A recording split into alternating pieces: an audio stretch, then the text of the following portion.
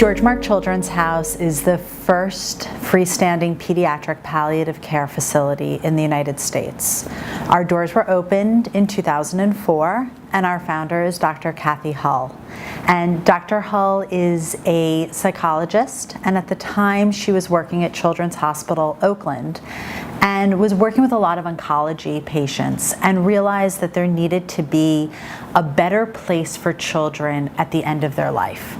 We're incredibly fortunate in the Bay Area that we have so many children's hospitals here who provide incredible medical care. But the journey to get to end of life is so special and unique that she really felt there needed to be a better place. So she did her research and found that there was nothing in the United States. But there were over 50 of what are called pediatric hospices in Europe.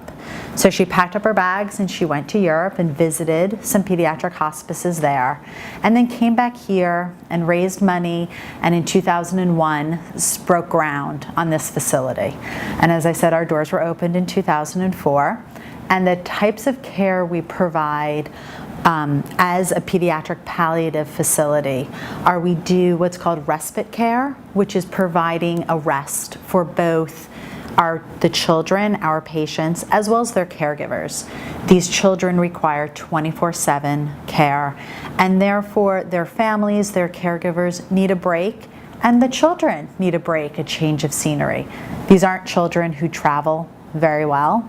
Therefore, if a family wants to go on vacation or to a wedding or even a day at the beach, it's not necessarily the easiest thing for these families to do.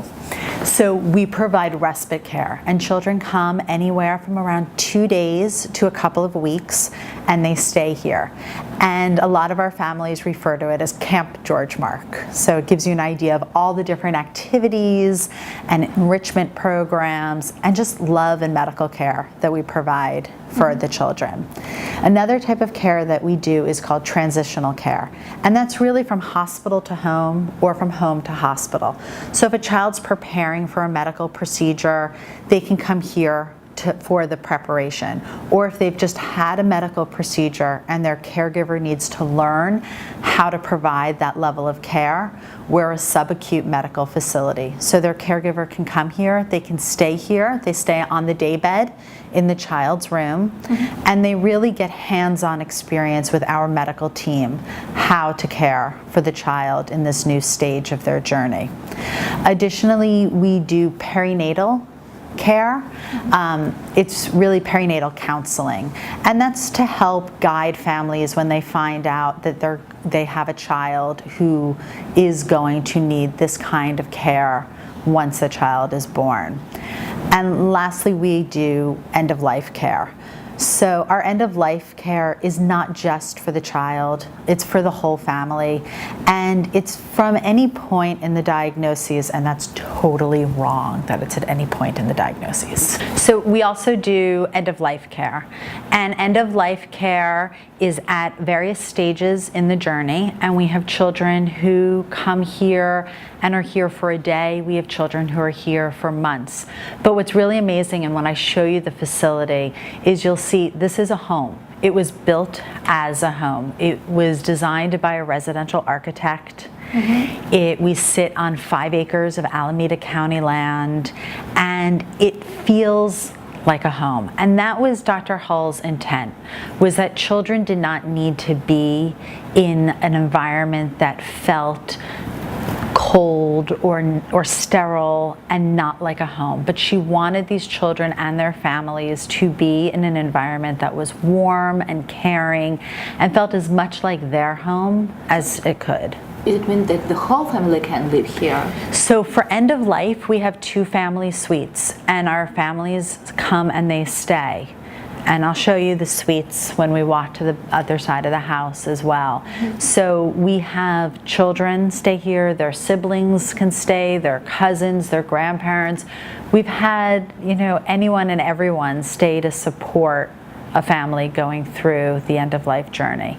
The house was named for two of Dr. Hull's brothers, George and Mark, who both died at a younger age. So she personally knows how important it is to have the right surroundings when you're going on this kind of journey. So let me show you around and ask questions. The house, as I told you, we're on 5 acres, and it's designed like a residential home. We used a residential architect.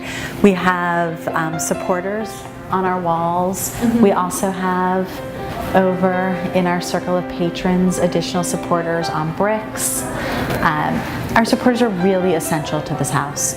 Approximately 80% of all of our funding comes from foundations, individuals, corporations, and the remaining 20 comes from insurance companies and other forms of funding. So those who support us are really essential in order to us, being successful with our mission. The kitchen is Ruth's Cafe. A lot of our children are not mouth-fed, they are tube-fed, but when their families are here, their families join us and we eat with them. And I think it really creates and continues that sense of family and being someplace. And it's really special as someone who works here to get to know these families and be part of this journey. Our medical team is incredibly dynamic. We're a nurse-led facility. We have a medical director who is a physician, and then our nursing director, who's a nurse. And how many families are here? So it's an 8-bed facility. So at any time we can have approximately 8 children, and then we have 2 family suites. And then, as I said, we're a nurse-led facility, so our nursing staff really runs the medical team. This is our art room. Our art room is used for activities. Our children who are able to do art can come and do art, and we're really fortunate. We have a wonderful relationship with Pixar. So children who really enjoy art and are able, we've had the opportunity for them to meet with Pixar animators who come in. A lot of the siblings use this space. They get to express themselves, they get to be kids, they just get to do art. We have everything in creation hidden in these cabinets. So it's a fun space. These are photos of some of our children. We have all different types of therapies at the house. So we have a music therapist who comes. We do a lot of different animal therapies. So we have, I think, a dog come every day of the week. The Oakland Zoo Zoomobile comes. We have miniature horses who come. And we used to have a camel, and we now have a camel in training. This is Kazi. Kazi passed away, but we have a new camel named Marcelo, who will hopefully be coming to the house soon. And then we do so many special events. We have a prom every other year, and the prom, I think, is a really special event because it's something that our parents don't expect. It's something that when they think of the things that their child or the child they care for is going to experience, a prom is not on that list. And yet here's something that a typically developing child gets to experience, and now it's been brought to these children. So for a lot of our families, I think seeing their son, their daughter, their niece dressed up in a gown, in a tuxedo, and coming to this kind of event is a very emotional, special experience. On the family. It's amazing. So the grounds get decorated, and it's really special. And then we have our celebration every year, which is our largest fundraiser, and we tent our parking lot. So it's a great, sit-down dinner, live auction, silent auction event as well. And that's really wonderful for our supporters. These are copies of drawings of charcoals that a volunteer of ours does. So we give him a photo of a child, and he makes this beautiful artwork for the families. So we have a child life specialist on staff. We have a staff social worker, a social worker on staff. This is our Great Vibes room. It is a multi-sensory room. So things are tactile, they're visual, they're audio, and those are all the different ways any of us experience things. But our children, a lot of them have very heightened sensory needs and desires. So to be able to watch the lights, to feel the music vibrate in a chair. A lot of our children are in wheelchairs. They are not typically developing. They don't move as easily as a typically developing child. So all of these things, the ability to roll around on the floor, to see the lights and everything, and music. So we have obviously a laundry facility. So we have 2 family suites.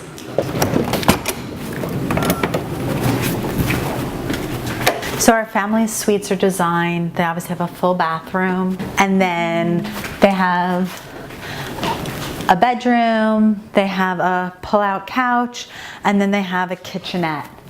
And this is where our families can stay when they're here for end of life.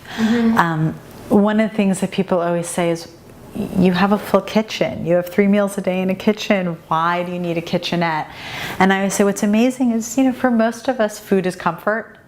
And our families take real advantage of this tiny little kitchen and produce incredible meals because they want their food. They want the comfort that their food brings. So they really make this their home for whatever period of time.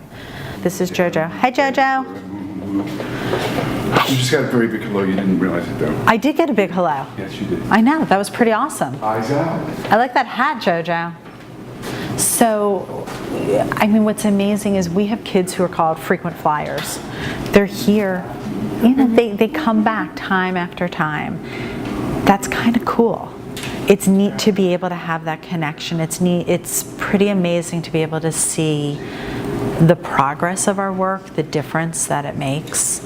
I feel really fortunate to be here. I know a lot of people are always like, oh my God, that must be so sad. I'm like, no, you don't understand. It's sunshine and rainbows. And I really believe that. I feel that my colleagues who are on the medical team, the clinical team, really are the ones who do incredible work on a day-to-day basis. And I feel that they get to take families on this journey and provide to bring life into the journey. Because when a child's here, it's not about... It's not only about a child. Right. It's really about making the time that they have as special and wonderful as it can be. Which is why I feel that when kids are here for respite, it's Camp GeorgeMark, because they get to do music, maybe they get to do art, they get to go and do aquatics, so you'll see our spa. They have a volunteer walking them around, singing to them, taking them outside, doing all these amazing things, being with animals. And I think that that's really special, that we get to be part of that part of the journey. Yeah. I see. It's really a celebratory place, which is a very hard concept to understand, because I always say, I'm like, things happen here that are really sad, but we're gonna make everything as wonderful as it possibly can be, and as positive and as joyful and as celebratory of life. It's about the time that you have while you're here. Yeah. So this is our pediatric palliative aquatics spa. So this space is incredible. It's a small spa, and we all know what water does. You get in water and you feel relaxed, everything. So a lot of our children are really trapped within their own bodies.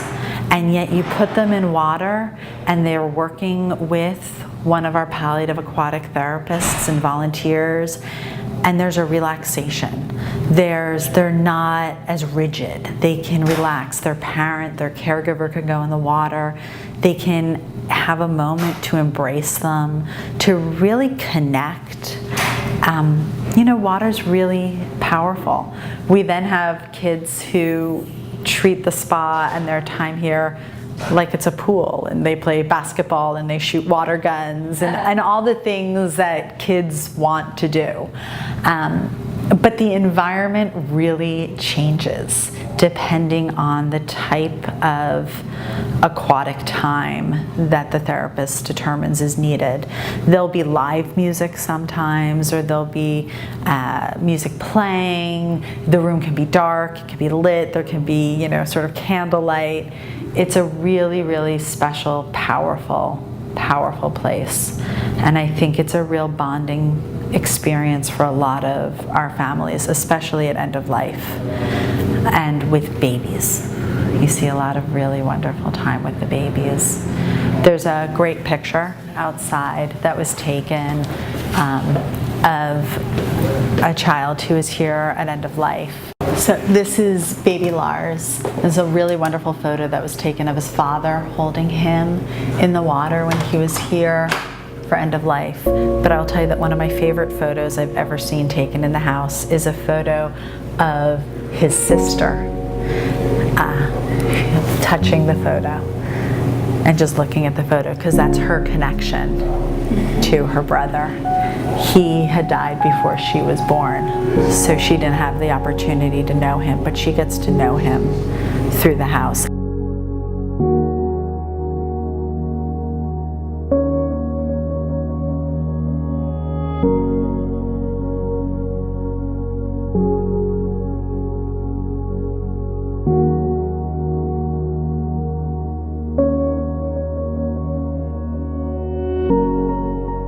And I find that that's for a lot of our families. They come back for their child's birthday, the anniversary of their child's death, and they bring siblings. We had once these little girls walking in holding balloons to celebrate their sibling's birthday. And they made cards and they brought cupcakes. And it's really special, and it's I think incredibly unique to see how our families keep their children alive. It's very unique. We now have something called a parent resource group. So we have parents who've gone through this experience who are now there to support other families along their journey, because it's a unique group of people. Yeah.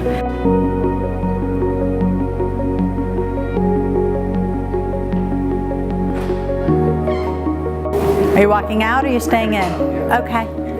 Yeah, we're good. Also, piano is not of great interest to Georgia. No. So, Jojo lets you know what he likes. yeah, so we're going to He walk is some more. Walk pretty opinionated. Kind of like that. So this is the hub. It's a playroom. And it is used by everybody, which is, I think, what's really amazing about how well thought out all of our spaces are. It's used by our patients, so our volunteers bring the kids in here, or we have animal visits in here.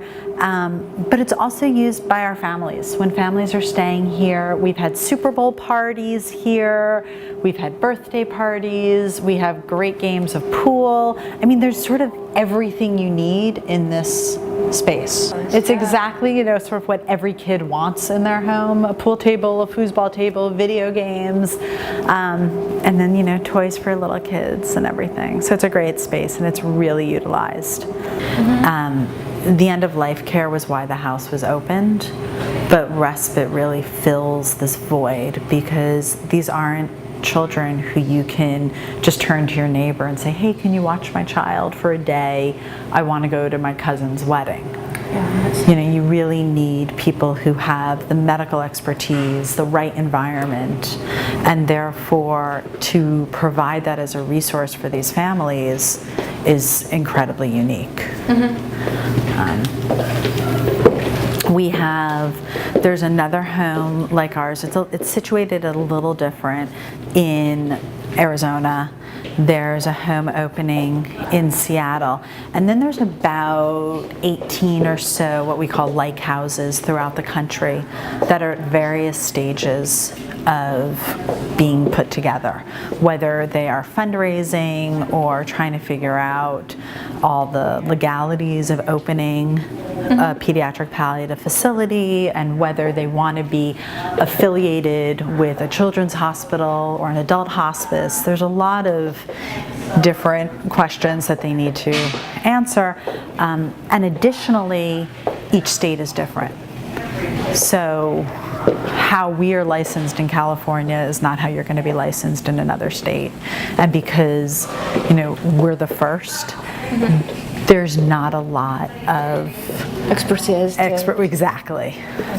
Exactly. So it seems that every time a house wants to open, they're really starting from scratch. They can use us as a model for the house that they want, but not necessarily for the legalities, the setup, how they're going to be able to bring the house into reality, because that's on a state-by-state basis. So I can show you a couple of our rooms.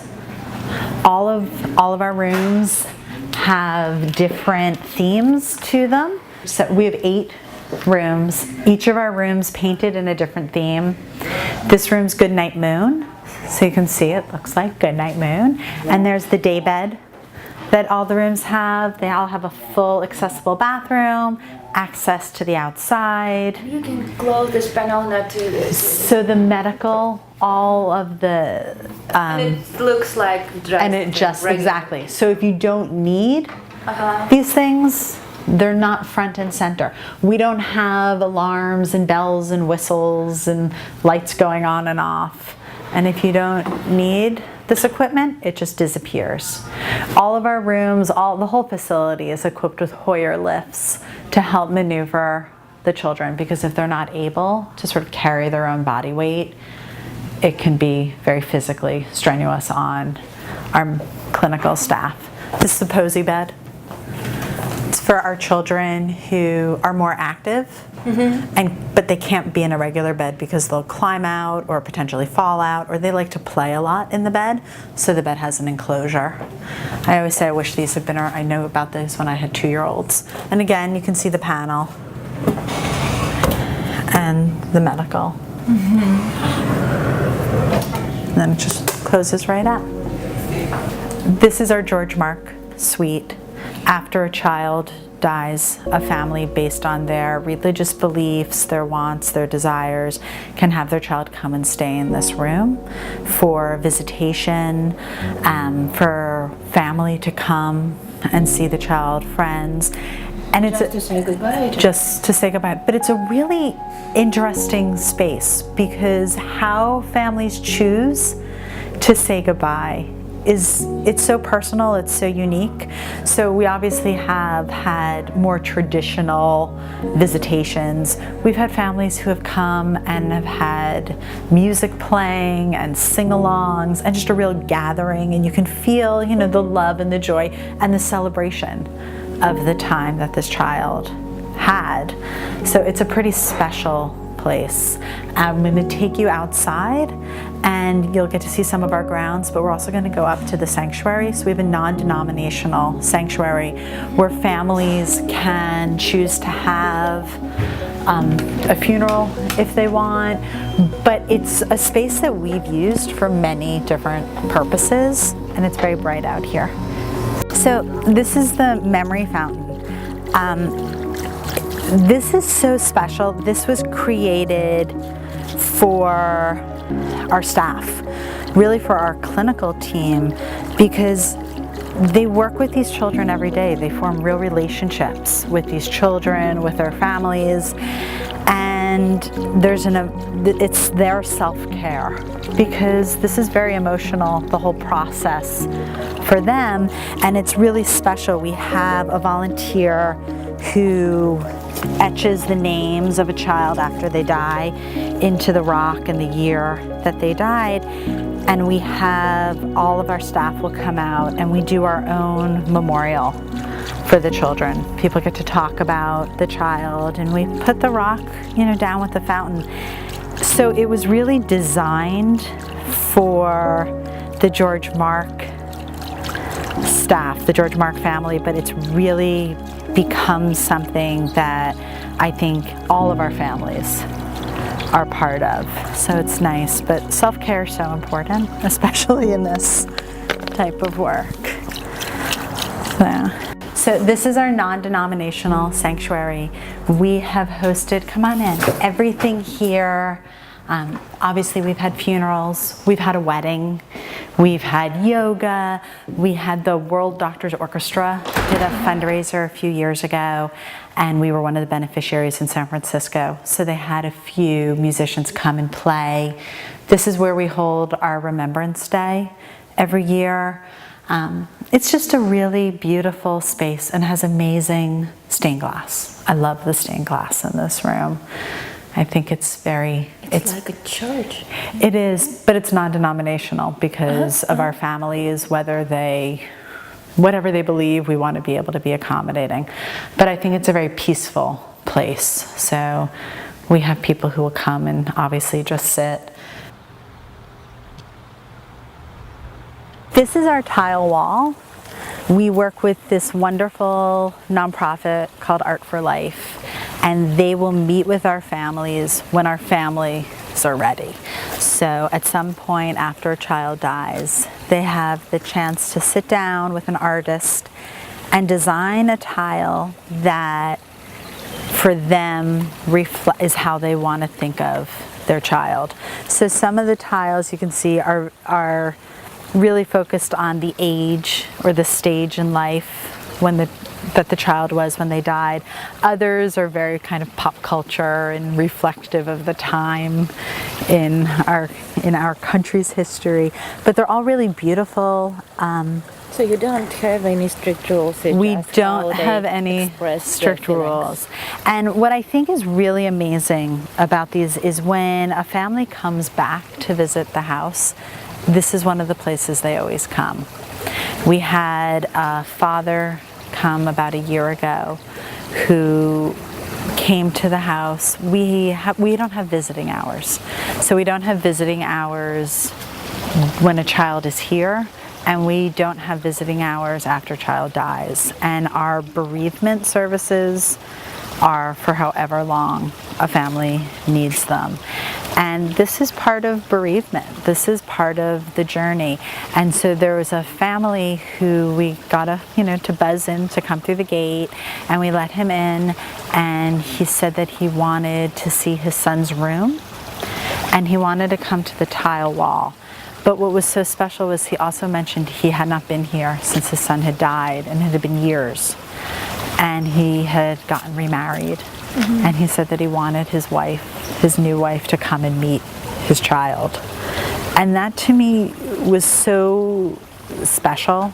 It was so poignant. It really showed the place that GeorgeMark played in his life, that this is where he felt his child lived. But to somebody who doesn't understand, it would be where his child died. But this is for him where his child experienced life. And I think that says a lot about the work that's done here. So you can see the tiles. I think they're all pretty special and neat. And I mean, there's everything from flowers to, SpongeBob and Bart Simpson, to music, to everything. But it's pretty amazing. I do development, I do fundraising, and I've worked at other nonprofits that have all been very special. But I wanted to be someplace where I got to see the children and the families that I was helping to raise money for. So our families never see a bill.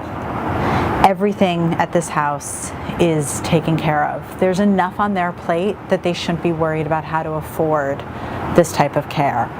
So I think that it's really special for me to be able to see the ways that I'm helping make a difference. But what I think is most unique is I'm invited in to be part of this journey. I'm on the administrative team. That's so rare to work someplace in a nonprofit where you feel an intimate connection to the actual work that's being done. It's our medical team, it's our clinical team that's doing the real work. They're the ones who are truly making a difference and having an incredible effect on these families' lives. I'm just kind of along for the ride, but I feel so privileged that I get to even be a visitor on this journey. You have a real appreciation for life, to see the joys in simple things. It sounds very cliche, but it's really true, because time truly is a gift for these families. And all of the children, one part of their medical diagnoses is that they have some kind of a life-limiting illness, some kind of a potentially chronic condition. They're not expected to live into adulthood. So to experience how these families find joy in the little things is selfishly really huge for those of us who are fortunate enough to be having a different life experience. Does that make sense? That, like, I think I'm a better parent for being here. I think I'm a little more patient. I think I'm become better at celebrating the little things in life and not always waiting for it to be something huge. Have a Sunday because it's Tuesday. You don't need to wait to have ice cream. I mean, like the little things I think are important. But it's a true privilege to be part of this house. Thank you so much. Thank you. Yeah. No. Oh, Marta. She's crying again. What is it? What is the So different supporters at different times. So Treasures Hospice is a thrift shop here in San Leandro that raises money for us. So, people bring things there, and then Salesforce, the Marquee Foundation, there's all different supporters, whether they're individuals or foundations or corporations. We're really very, very fortunate. Those who know we exist become really wonderful supporters. The thing is, most people and places don't know we exist, because unless you need to know we exist, why would you know we're here?